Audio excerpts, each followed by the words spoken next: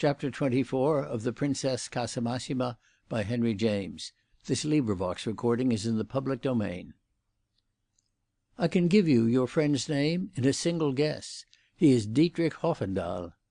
They had been strolling more and more slowly the next morning, and as she made this announcement the Princess stopped altogether, standing there under a great beech with her eyes upon hyacinths and her hands full of primroses.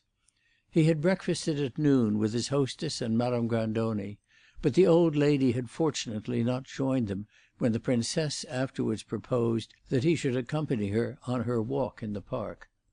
She told him that her venerable friend had let her know, while the day was still very young, that she thought it in the worst possible taste of the Princess not to have allowed Mr. Robinson to depart; to which Christina had replied that concerning tastes there was no disputing, and that they had disagreed on such matters before without any one being the worse. Hyacinth expressed the hope that they wouldn't dispute about him, of all thankless subjects in the world, and the Princess assured him that she never disputed about anything. She held that there were other ways than that of arranging one's relations with people, and Hyacinth guessed that she meant that when a difference became sharp she broke off altogether. On her side, then, there was as little possibility as on his that they should ever quarrel. Their acquaintance would be a solid friendship, or it would be nothing at all. The Princess gave it from hour to hour more of this quality, and it may be imagined how safe Hyacinth felt by the time he began to tell her that something had happened to him in London 3 months before, one night, or rather in the small hours of the morning, that had altered his life altogether, had indeed, as he might say, changed the terms on which he held it. He was aware that he didn't know exactly what he meant by this last phrase, but it expressed sufficiently well the new feeling that had come over him since that interminable, tantalising cab drive in the rain. The Princess had led to this almost as soon as they left the house, making up for her avoidance of such topics the day before by saying suddenly, "Now, tell me what is going on among your friends. I don't mean your worldly acquaintances, but your colleagues, your brothers. Où en êtes-vous at the present time? Is there anything new? Is anything going to be done? I am afraid you are always simply dawdling and muddling." Hyacinth felt as if, of late, he had by no means either dawdled or muddled; but before he had committed himself so far as to refute the imputation, the Princess exclaimed in another tone, "How annoying it is that I can't ask you anything without giving you the right to say to yourself, 'After all, what do I know? May she not be in the pay of the police?'" "Oh, that doesn't occur to me," said Hyacinth with a smile. "It might at all events, by which I mean it may, at any moment. Indeed, I think it ought." "If you were in the pay of the police you wouldn't trouble your head about me." "I should make you think that, certainly. That would be my first care. However, if you have no tiresome suspicions, so much the better," said the Princess, and she pressed him again for some news from behind the scenes. In spite of his absence of doubt on the subject of her honesty, he felt that he should never again entertain any such trumpery idea as that she might be an agent on the wrong side. He did not open himself immediately, but at the end of half an hour he let her know that the most important event of his life had taken place, scarcely more than the other day, in the most unexpected manner. And to explain in what it had consisted, he said, "I pledged myself by everything that is sacred." "To what did you pledge yourself?" "I took a vow, a tremendous, terrible vow, in the presence of 4 witnesses," Hyacinth went on. "And what was it about your vow?" "I gave my life away," said Hyacinth, smiling. She looked at him askance, as if to see how he would make such an announcement as that, but she wore no smile, her face was politely grave. They moved together a moment, exchanging a glance in silence, and then she said, "Ah, well, then, I'm all the more glad you stayed." "That was one of the reasons." "I wish you had waited till after you had been here," the Princess remarked. "Why till after I had been here?" "Perhaps then you wouldn't have given away your life. You might have seen reasons for keeping it." And now at last she treated the matter gaily, as Hyacinth had done. He replied that he had not the least doubt that on the whole her influence was relaxing; but without heeding this remark she went on, "Be so good as to tell me what you are talking about." "I'm not afraid of you, but I'll give you no name," said Hyacinth; and he related what had happened in the back room in Bloomsbury, in the course of that evening of which I have given some account. The Princess listened intently while they strolled under the budding trees with a more interrupted step. Never had the old oaks and beeches, renewing themselves in the sunshine as they did to-day, or naked in some grey November, witnessed such an extraordinary series of confidences, since the first pair that sought isolation wandered over the grassy slopes and ferny dells beneath them. Among other things, Hyacinth mentioned to his companion that he didn't go to the Sun and Moon any more. He now perceived, what he ought to have perceived long before, that this particular temple of their faith, and everything that pretended to get hatched there, was a hopeless sham. He had been a rare muff from the first to take it seriously. He had done so mainly because a friend of his, in whom he had confidence, appeared to set him the example. But now it turned out that this friend—it was Paul Muniment again, by the way—had always thought the men who went there a pack of duffers, and was only trying them because he tried everything. There was nobody you could begin to call a first-rate man there, putting aside another friend of his, a Frenchman named Poupin, and Poupin was magnificent, but he wasn't first-rate. Hyacinth had a standard now that he had seen a man who was the very incarnation of his programme. You felt that he was a big chap the very moment you came into his presence. "Into whose presence, Mr. Robinson?" the Princess inquired. "I don't know that I ought to tell you, much as I believe in you. I am speaking of the very remarkable individual with whom I entered into that engagement." "To give away your life?" "To do something which in a certain contingency he will require of me. He will require my poor little carcass." "Those plans have a way of failing, unfortunately," the Princess murmured, adding the last word more quickly. "Is that a consolation or a lament?" Hyacinth asked. "This one shall not fail, so far as it depends on me. They wanted an obliging young man; the place was vacant. I stepped in." "I have no doubt you are right. We must pay for what we do." The Princess made that remark calmly and coldly. Then she said, "I think I know the person in whose power you have placed yourself." "Possibly, but I doubt it." "You can't believe I have already gone so far? Why not? I have given you a certain amount of proof that I don't hang back." "Well, if you know my friend, you have gone very far indeed." The Princess appeared to be on the point of pronouncing a name, but she checked herself and asked suddenly, smiling, "Don't they also want, by chance, an obliging young woman?" "I happen to know he doesn't think much of women, my first-rate man. He doesn't trust them." "Is that why you call him first-rate? You have very nearly betrayed him to me." "Do you imagine there is only one of that opinion?" Hyacinth inquired. "Only one who, having it, still remains a superior man. That's a very difficult opinion to reconcile with others that it is important to have." "Schopenhauer did so successfully," said Hyacinth.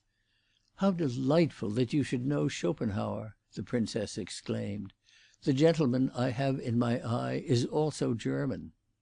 Hyacinth let this pass, not challenging her, because he wished not to be challenged in return, and the Princess went on, "Of course such an engagement as you speak of must make a tremendous difference in everything." "It has made this difference, that I have now a far other sense from any I had before of the reality, the solidity, of what is being prepared. I was hanging about outside, on the steps of the temple, among the loafers and the gossips, but now I have been in the innermost sanctuary, I have seen the Holy of Holies." "And it's very dazzling?"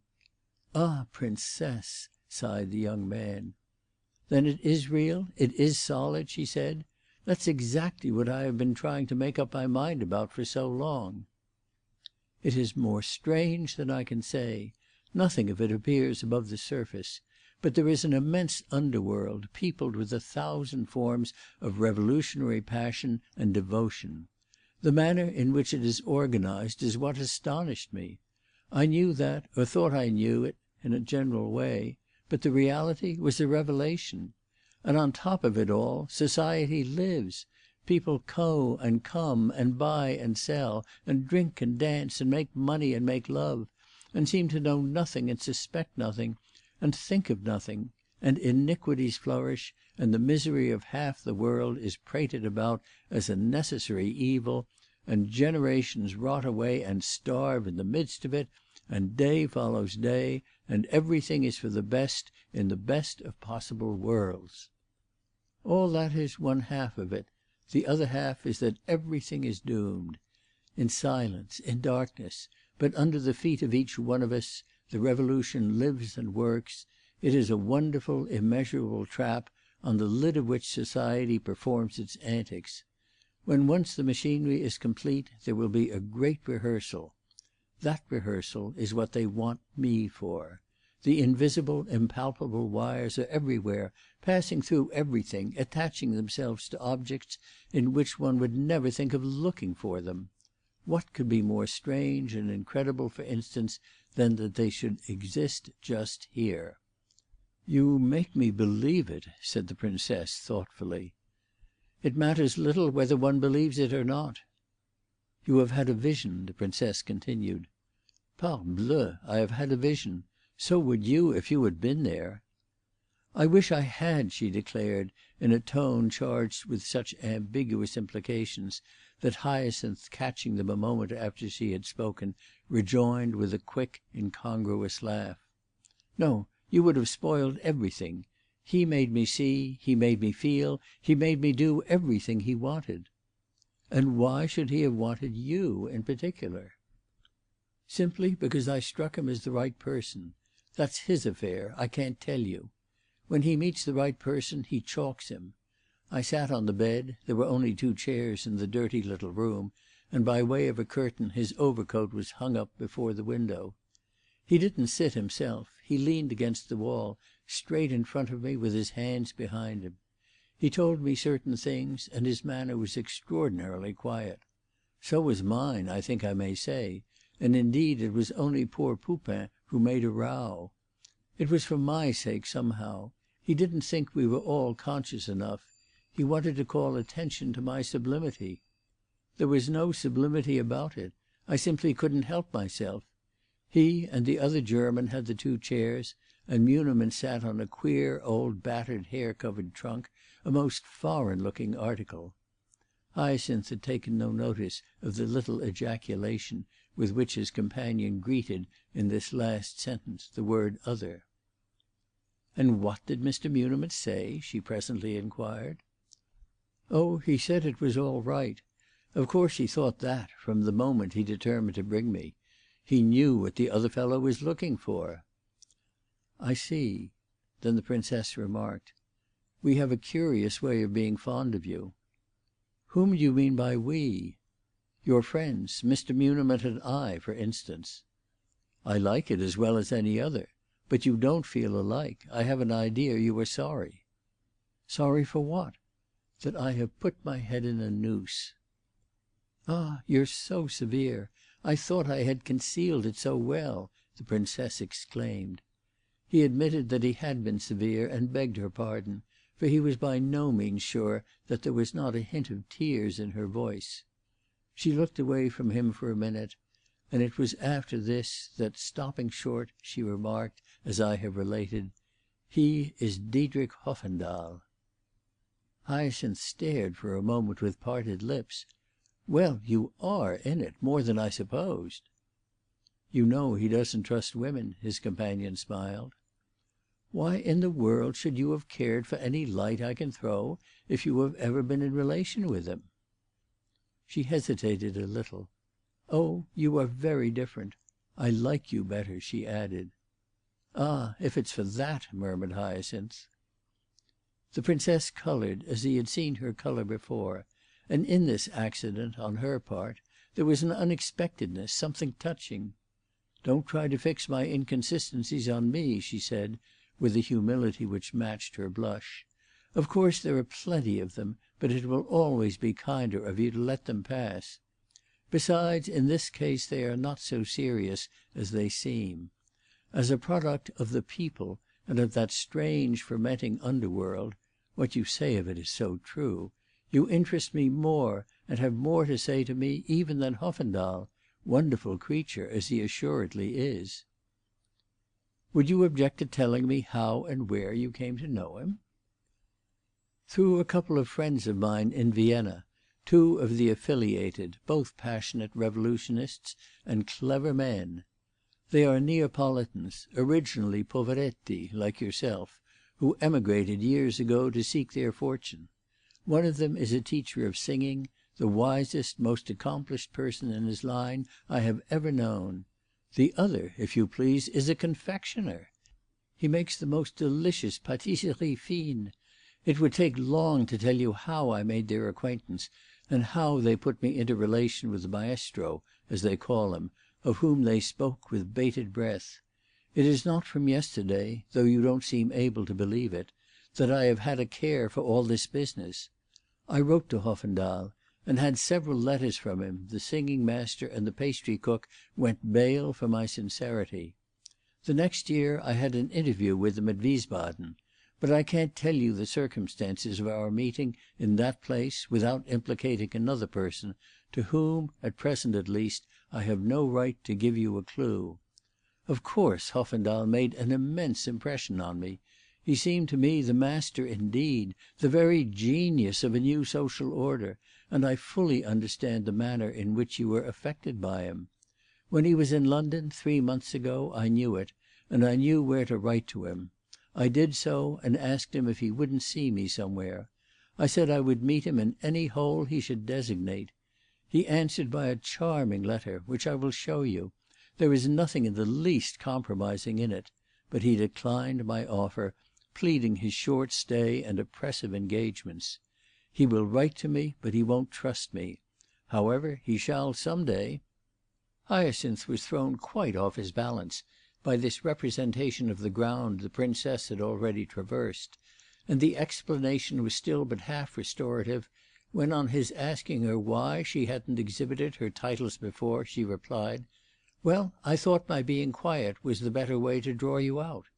There was but little difficulty in drawing him out now, and before their walk was over he had told her more definitely what Hoffendahl demanded. This was simply that he should hold himself ready, for the next 5 years, to do, at a given moment, an act which would in all probability cost him his life. The act was as yet indefinite, but one might get an idea of it from the penalty involved, which would certainly be capital. The only thing settled was that it was to be done instantly and absolutely, without a question, a hesitation or a scruple, in the manner that should be prescribed at the moment from headquarters. Very likely it would be to kill some humbug in a high place, but whether the individual should deserve it or should not deserve it was not Hyacinth's affair. If he recognised generally Hoffendahl's wisdom, and the other night it had seemed to shine like a northern aurora, it was not in order that he might challenge it in the particular case. He had taken a vow of blind obedience, as the Jesuit fathers did to the head of their order. It was because they had carried out their vows, having, in the first place, great administrators, that their organization had been mighty, and that sort of mightiness was what people who felt as Hyacinth and the Princess felt should go in for. It was not certain that he should be collared, any more than it was certain that he should bring down his man, but it was much to be looked for, and it was what he counted on and indeed preferred. He should probably take little trouble to escape, and he should never enjoy the idea of hiding, after the fact, or running away. If it were a question of putting a bullet into someone, he himself should naturally deserve what would come to him. If one did that sort of thing, there was an indelicacy in not being ready to pay for it, and he, at least, was perfectly willing. He shouldn't judge, he should simply execute. He didn't pretend to say what good his little job might do, or what portée it might have. He hadn't the data for appreciating it, and simply took upon himself to believe that at headquarters they knew what they were about. The thing was to be a feature in a very large plan, of which he couldn't measure the scope, something that was to be done simultaneously in a dozen different countries. The effect was to be very much in this immense coincidence. It was to be hoped it wouldn't be spoiled. At any rate, he wouldn't hang fire, whatever the other fellows might do. He didn't say it because Hoffendahl had done him the honour of giving him the business to do, but he believed the master knew how to pick out his men. To be sure, Hoffendahl had known nothing about him in advance. He had only been suggested by those who were looking out from one day to the other.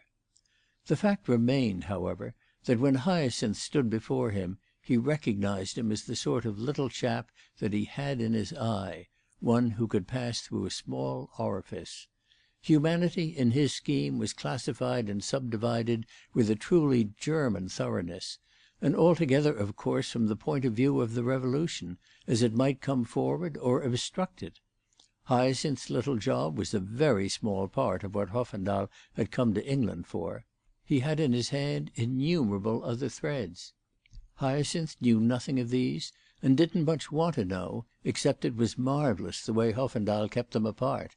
He had exactly the same mastery of them that a great musician, that the Princess herself, had of the keyboard of the piano. He treated all things, persons, institutions, ideas, as so many notes in his great symphonic revolt. The day would come when Hyacinth, far down in the treble, would feel himself touched by the little finger of the composer, would become audible, with a small sharp crack, for a second. It was impossible that our young man should not feel, at the end of 10 minutes, that he had charmed the Princess into the deepest, most genuine attention. She was listening to him as she had never listened before. He enjoyed having that effect upon her, and his sense of the tenuity of the thread by which his future hung, renewed by his hearing himself talk about it, made him reflect that at present anything in the line of enjoyment was so much gained. The reader may judge whether he had passed through a phase of excitement after finding himself on his new footing of utility in the world, but that had finally spent itself through 100 forms of restlessness, of vain conjecture, through an exaltation which alternated with despair, and which, equally with the despair, he concealed more successfully than he supposed. He would have detested the idea that his companion might have heard his voice tremble while he told his story; but though to-day he had really grown used to his danger and resigned, as it were, to his consecration, and though it could not fail to be agreeable to him to perceive that he was thrilling, he could still not guess how very remarkable, in such a connection, the Princess thought his composure, his lucidity, and good humour. It is true she tried to hide her wonder, for she owed it to her self-respect to let it still appear that even she was prepared for a personal sacrifice as complete. She had the air, or she endeavoured to have it, of accepting for him everything that he accepted for himself.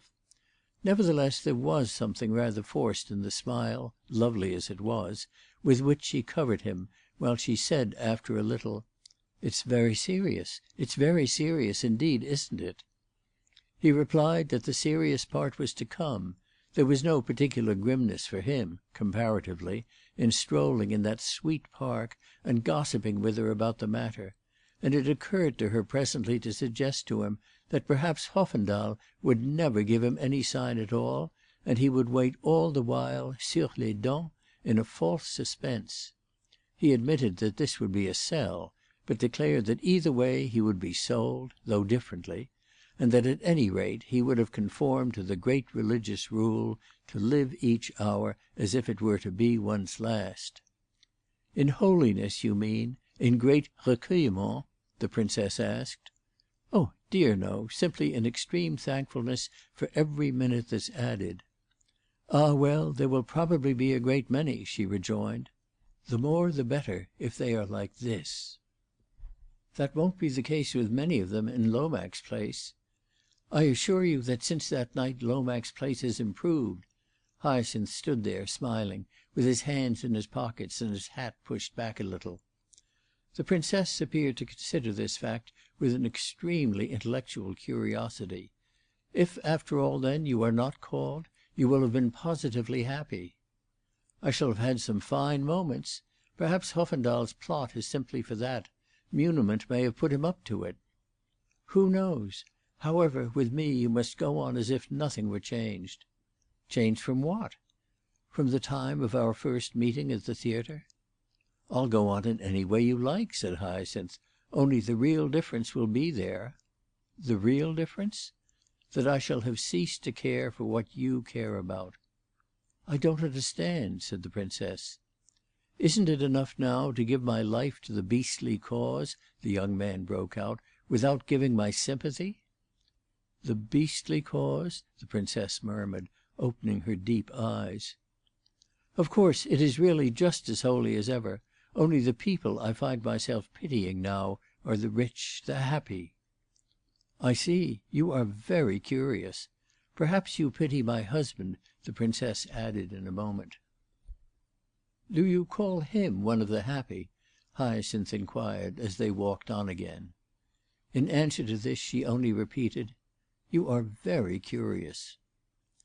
I have related the whole of this conversation because it supplies a highly important chapter of Hyacinth's history, but it will not be possible to trace all the stages through which the friendship of the Princess Casamassima with the young man she had constituted her bookbinder was confirmed. By the end of a week the standard of fitness she had set up in the place of exploded proprieties appeared the model of justice and convenience, and during this period many other things happened. One of them was that Hyacinth drove over to Broome with his hostess and called on Lady Marchant and her daughters, an episode from which the Princess appeared to derive an exquisite gratification. When they came away he asked her why she hadn't told the ladies who he was. Otherwise, what was the point? And she replied, "Simply because they wouldn't have believed me. That's your fault." This was the note she had struck when, the third day of his stay, the weather had changed for the worse, and a rainy afternoon kept them indoors, she remarked to him, irrelevantly and abruptly, "It is most extraordinary your knowing about Schopenhauer." He answered that she really seemed quite unable to accustom herself to his little talents; and this led to a long talk, longer than the one I have already narrated, in which he took her still further into his confidence. Never had the pleasure of conversation, the greatest he knew, been so largely open to him. The Princess admitted frankly that he would, to her sense, take a great deal of accounting for. She observed that he was, no doubt, pretty well used to himself, but he must give other people time. "I have watched you constantly since you have been here, in every detail of your behaviour, and I am more and more intrigué. You haven't a vulgar intonation, you haven't a common gesture, you never make a mistake, you do and so everything exactly in the right way. You come out of the hole you have described to me, and yet you might have stayed in country houses all your life. You are much better than if you had. Jugez donc, from the way I talk to you. I have to make no allowances. I have seen Italians with that sort of natural tact and taste, but I didn't know one ever found it in any Anglo-Saxon in whom it hadn't been cultivated at a vast expense, unless, indeed, in certain little American women." "Do you mean I'm a gentleman?" asked Hyacinth in a peculiar tone, looking out into the wet garden. She hesitated, and then she said, "It's I who make the mistakes."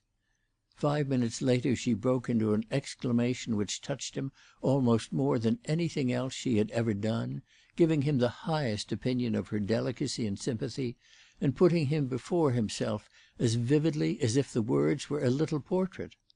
"Fancy the strange, the bitter fate, to be constituted as you are constituted, to feel the capacity that you must feel, and yet to look at the good things of life only through the glass of the pastry-cook's window."